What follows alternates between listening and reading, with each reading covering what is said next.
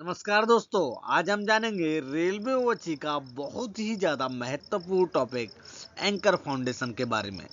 Anchor foundation क्या होता है, इसका उपयोग क्यों किया जाता है और एंकर फाउंडेशन करने का सही तरीका क्या है, कैसे इसका मेजरमेंट किया जाता है। Complete details about the anchor foundation. दोस्तों, यदि आप एंकर फाउंडेशन के बारे में जानना चाहते हो तो वीडियो लास्ट तक जरूर देखें विदाउट स्किप किए हुए, जिससे आप एंकर फाउंडेशन के बारे में जान सको। दोस्तों, आज हम इस वीडियो में कंप्लीट डिस्कस करेंगे एंकर फाउंडेशन किया कैसे जाता है एज पर साइट, कैसे इसका मेजरमेंट, सेटिंग डिस्टेंस कैसे मैनेज करना होता है, एंकर आपका कैसे बिठाते हैं, कंप्लीट डिटेल्स रहेंगी। यदि आप एंकर फाउंडेशन कभी भी करने जा रहे हो, यदि आपको नहीं पता है इसके बारे में, तो ये वीडियो देखने के बाद आप डेफिनेटली आप एंकर फाउंडेशन जरूर कर लोगे साइट पे। चलिए दोस्तों, वीडियो स्टार्ट करते हैं विदाउट समय गंवाए हुए। दोस्तों, सबसे पहली बात आती है कि एंकर फाउंडेशन होता क्या है और इसको क्यों किया जाता है। दोस्तों, तो एंकर फाउंडेशन क्या रहता है कि जहाँ पे भी आपका शॉर्ट टर्मिनेट होता है, जहाँ कि आपका शॉर्ट टर्मिनेट होता है, चाहे आपका एंटी ग्रिप का शॉर्ट टर्मिनेट हो रहा हो, चाहे आपका OHE का वायरिंग का शॉर्ट टर्मिनेट हो रहा हो, या कोई फीडर का हो रहा हो, सपोज जहाँ पे भी टर्मिनेशन आएगा वहाँ पर एंकर फाउंडेशन किया जाएगा। क्यों किया जाएगा? क्योंकि दोस्तों, यहाँ पे आप देख सकते हो, यहाँ पर ये आपका यहाँ पे एक शॉर्ट टर्मिनेट हो रहा है, यहाँ पर बैलेंस वेट भी टंगा हुआ है। तो दोस्तों, क्या रहेगा, ये वाला वायर शॉर्ट जो है इधर से आ रहा है, इधर की तरफ से आ रहा है, और ये शॉर्ट यहाँ पर टर्मिनेट हो रहा है। टर्मिनेट मतलब यहाँ पे ख़त्म हो रहा है। अभी यहाँ पे आपको 15 से मान लो 14 से मिनट टेंशन लेंथ है इसकी, तो इसका खिंचाव इधर की तरफ है। अब ये खिंचाव क्या करेगा, इस खंभे को इससे 910 की तरफ खींच के रखेगा, क्योंकि शॉर्ट इधर की तरफ से आ रहा है। अब जब इसमें खिंचाव रहेगा, तो जब भी कुछ टेंशन या वैसा कुछ होने पर ये मास्ट बेंड होने के चांसेस रह सकते हैं। तो ये मास्ट बेंड ना हो, इसीलिए इसको एंकर फाउंडेशन के द्वारा यह खिंचाव यहाँ पर फिक्स कर दिया जाता है और गाय रॉड को टाइट कर रखते हैं, जिससे गाय रॉड जमीन के अंदर होता है, काफ़ी गहराई में किया जाता है, जिससे काफ़ी वेट होने के कारण यह खंभा जो है, रेल OHE का जो पोल है, वह इधर की तरफ बेंड नहीं होता है और आपकी सेफ्टी प्रिकॉशंस बढ़ जाते हैं। तो बेसिकली एंकर फाउंडेशन करने का बेसिक रीजन यही है कि कभी भी जहाँ पर भी शॉर्ट टर्मिनेट हो रहा हो, वो वाला पोल बेंड ना हो, उसको दूसरी तरफ खिंचाव, उसको बैलेंस बनाए रखने के लिए एंकर फाउंडेशन किया जाता है। इसीलिए आपको कभी भी आपने देखा होगा कहीं पर DF, कहीं पर एंकर, डिफरेंट टाइप के एंकर किए जाते हैं। तो आज हम इस वीडियो में डिस्कस करेंगे आपके A1, A2, A3, A4 type के एंकर के बारे में कंप्लीट डिटेल्स। तो दोस्तों, आशा करता हूँ आपको ये समझ में आ गया होगा कि एंकर फाउंडेशन किया क्यों जाता है। अब जानेंगे एंकर फाउंडेशन कैसे किया जाता है। तो दोस्तों, यहाँ पर आप देख सकते हो, यह आपका ये वाला जो पोर्शन रहता है, जहाँ पर आपका गायरोड लगता है, फाउंडेशन में जो रहता है एंकर लूप, इसको एंकर लूप बोला जाता है, इसको एंकर लूप बोला जाता है। और दोस्तों, जब भी आपका एंकर बिठाया जाता है, तो यहाँ इस कॉर्नर से यहाँ पर आपका टोटल 45 डिग्री का एंगल बनना चाहिए, जिससे कि आपका क्या रहता है, टोटल उसके अंदर जब 45 डिग्री के एंगल पे आपका एंकर लूप बैठता है, तो उसके अंदर स्ट्रेंथ काफ़ी अच्छी आ जाती है और टेक्निकली काफ़ी बेस्ट रहता है। इसीलिए कोशिश करें, जब भी आप एंकर जब भी बिठाएं, तो वहाँ पर कोशिश करें 45 डिग्री का एंगल बन जाए। यदि ऐसा नहीं हो रहा है, तो आप एक मोबाइल में ऐप भी रहता है जिस एंगल के बारे में आप सेट कर सकते हो।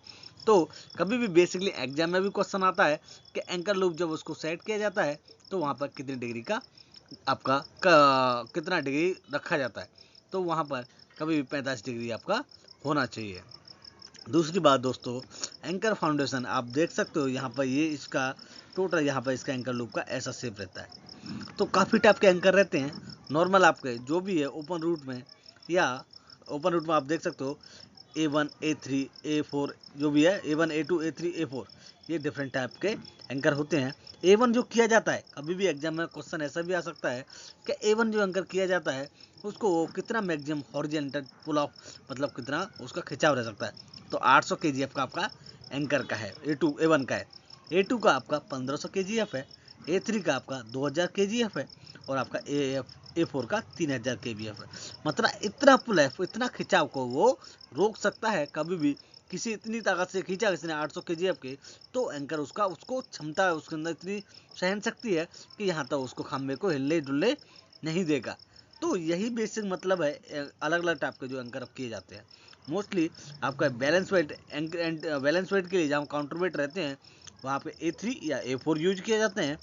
2:25 में सारा A4 यूज किया गया है, आपका 1:25 में A3 यूज किया गया है। एंटी ग्रिप के लिए आपका A2 प्रीफर्ड रहता है, ठीक है।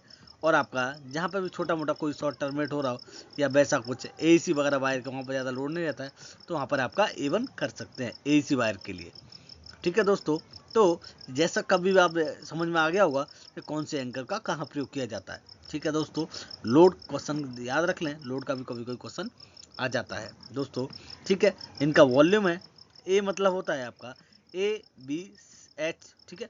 ए मतलब होता है उसकी लंबाई कितनी है, मतलब ये वाला जो पोर्शन है इसकी लंबाई कितनी है वो आपका ए होता है, ठीक है। बी मतलब चौड़ाई कितनी है, उसकी विड्थ कितनी है वो आपका वी रहता है। और एच मतलब उसका कास्टिंग कितना, उसका हाइट कितना है, तो उसकी कास्टिंग कितना उसको हाइट रहता है। तो कभी भी जब भी आप एंकर फाउंडेशन करने जाओ तो ये मेजरमेंट जरूर देखें, इसी के बेस पर आपका वॉल्यूम निकलेगा। हम आगे आपको बताएंगे कि वॉल्यूम एंकर फाउंडेशन कंप्लीट होने के बाद हमने वॉल्यूम कैसे निकाला और कैसे निकाला जाता है, ठीक है दोस्तों। तो ये सारा डिटेल्स था एंकर फाउंडेशन के बारे में। अभी हम डिटेल्स में जानते हैं आगे कैसे क्या रहता है दोस्तों। यहाँ पर आप देख सकते हो अभी यहाँ पे ये वाला मास्ट है, ये वाला एंकर फाउंडेशन है, ठीक है। तो ये वाला एंकर फाउंडेशन है, यहाँ पे इसको खिंचाव को रोक रहा है, इसीलिए यहाँ पे एंकर फाउंडेशन किया गया। अब यहाँ पर सेटिंग डिस्टेंस, अब डिस्टेंस यहाँ पे बात आती है दोस्तों, कभी भी एग्जाम में ऐसे भी क्वेश्चन आता है कि इसमें सेटिंग डिस्टेंस कितनी रहती है।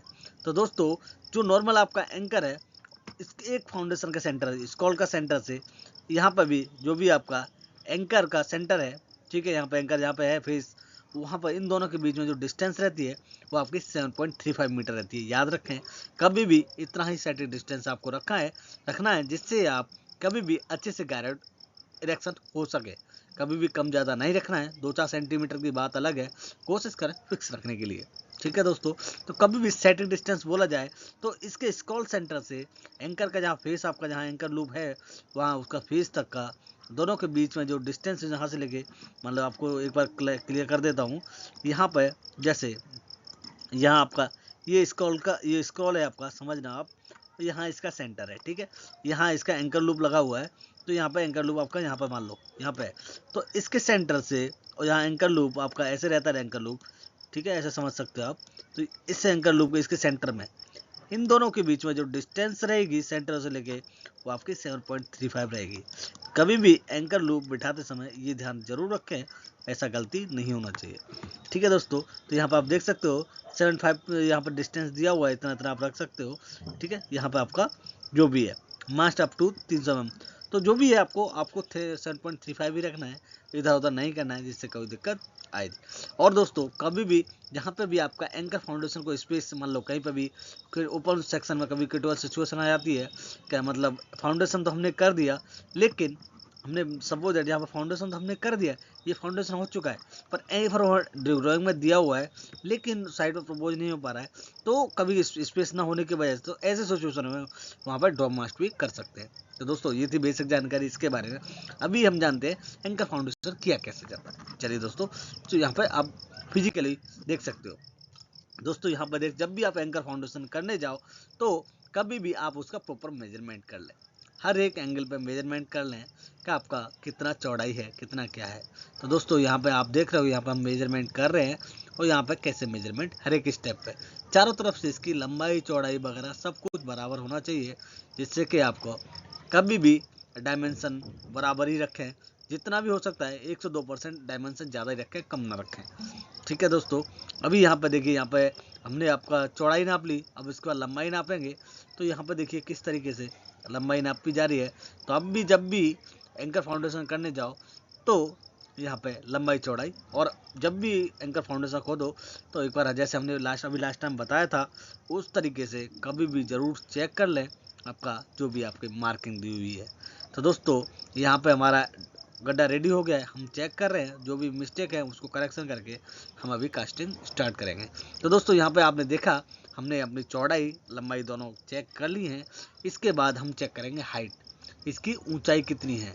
तो दोस्तों यहाँ पर आपका रेल लेवल से आपका 40 स्टेप मतलब 50 स्टेप डिस्टेंस है। स्टेप डिस्टेंस क्या होती है, ठीक है, बताएंगे आपको अभी। रेल लेवल से इसकी 50 हाइट मिलनी चाहिए, क्योंकि आप 1 मीटर इसकी कास्टिंग है, 50 रेल लेवल डिस्टेंस रखते हैं, तो आपका यहाँ पे हम लोग यहाँ पे मेजरमेंट चेक कर रहे हैं कि रेल लेवल से हाइट कितनी है। तो कभी भी आप इस तरीके से हाइट ज़रूर चेक कर लें कि यहाँ पे इसका कितना हाइट है। तो कभी भी एंकर फाउंडेशन स्टार्ट करने से पहले ये मेजरमेंट बहुत ज़रूरी है। दोस्तों इस तरीके से आप इसकी डायमेंशन को चेक कर सकते हो। अभी हमारा डायमेंशन सारा सेट हो गया, उसके बाद हमने एंकर बिठा रहे हैं। तो यहाँ पे मैंने आपको बताया था, ये आपका एंकर का फेस है, यहाँ आपका स्कॉल का सेंटर है। कभी भी इसका जो आईएमपी है, जो भी आईएमपी स्कॉल का सेंटर है, वो आपका आईएमपी के द्वारा आपका दूसरा एंकर का भी सेंटर मैच होना चाहिए। जैसे हमने वहाँ पर मेजर कर लिया, वही सेम आपका 84 माइनस करके 84 सेंटीमीटर माइनस करके ये वाला यहाँ पर जो सेंटर है, दोनों का आईएमपी स्कॉल का सेंटर और इसका सेंटर दोनों का मैच करना चाहिए। ये दोनों का ठीक है तो आपको गाइड करने में लगाने में कभी दिक्कत नहीं आएगी। दोस्तों ध्यान रखें, जब भी आप करने जाओ तो ये सब ध्यान जरूर रखें। अभी हमने यहाँ पे कर दिया, अब हम सेट करेंगे। यहाँ पे आप देख सकते हो कि यहाँ पे हम सेट करेंगे। कभी भी इसका जो मार्जिन है यहाँ तक, इसको और ज़्यादा थोड़ा करके रखें, कम से कम 30 सेंटीमीटर, मतलब जो आपका वैसा ये डार्क वाला पोर्शन दिख रहा है, तो 30 सेंटीमीटर आपका इसके ऊपर बाहर होना चाहिए। इससे क्या रहेगा, कभी भी गायर और मफिंग कर दो दिक्कत नहीं आती है। तो कभी भी आपको यहाँ पर जो आपको पोर्शन दिख रहा है यहाँ तक आपका 25 से 30 सेंटीमीटर इसमें बाहर रहना चाहिए, जिससे मफ होने के बाद आप गायर और अच्छे से लगा सको। और कभी भी गड्ढे के सेंटर में होना चाहिए, जिससे कोई दिक्कत नहीं आएगी।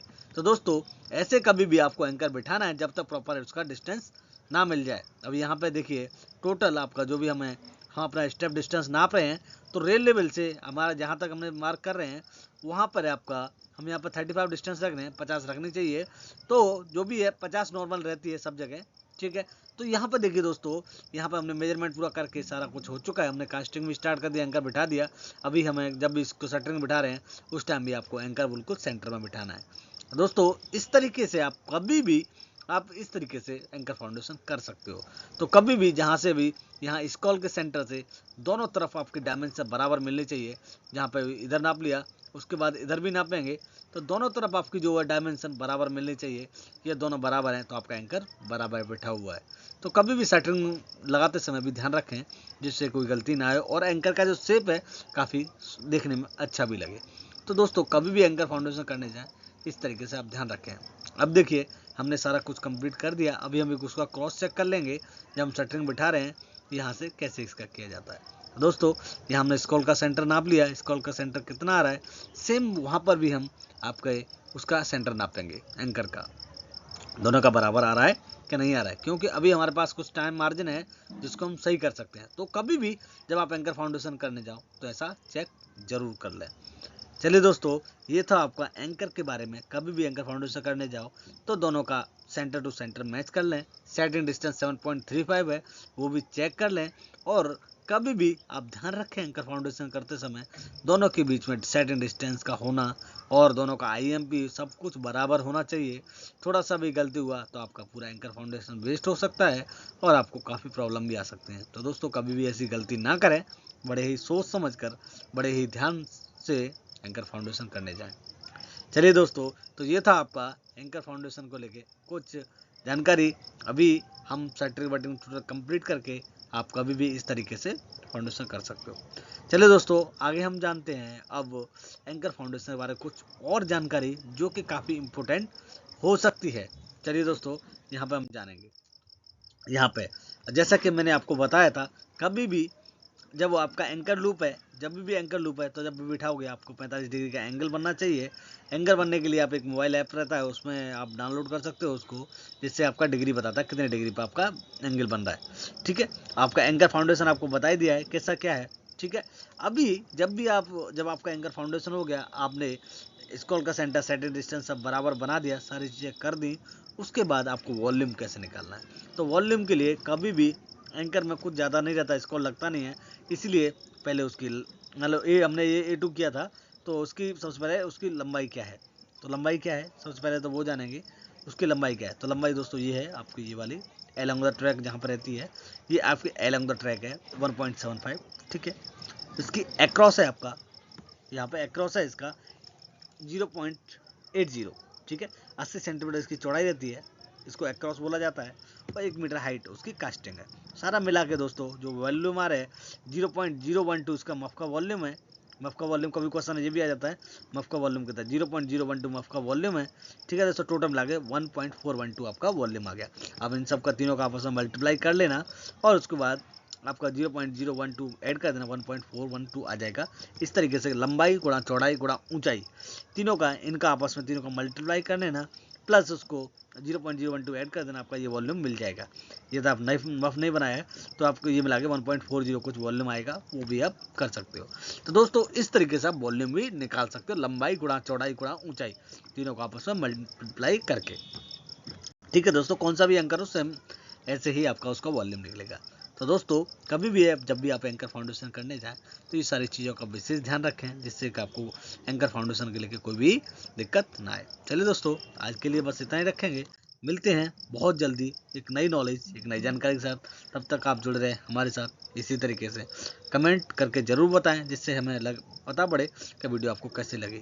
यदि आप और भी किसी वीडियो पर बताना चाहते हो, जानना चाहते हो, तो आप हमें कमेंट करके बताएं कि आप इस वीडियो पर बनाएं, तो हमें थोड़ा सा और अच्छा लगेगा, हम उसी टॉपिक को वीडियो बनाने का प्रयास करेंगे। चलिए दोस्तों मिलते हैं बहुत जल्दी एक नई नॉलेज नई जानकारी के साथ, तब तक जुड़े रहें हमारे साथ। Thank you so much for watching the video till and. Thank you.